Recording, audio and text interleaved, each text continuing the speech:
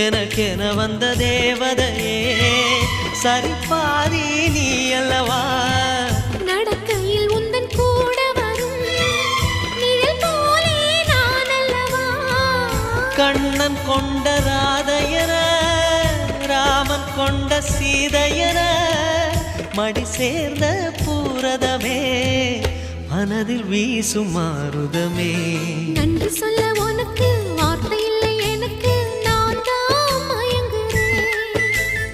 என்னுடைய மனச தந்துவிட்ட பிறகும் ஏம்மா கலங்குற நெடுங்காலம் நான் பொறிச்ச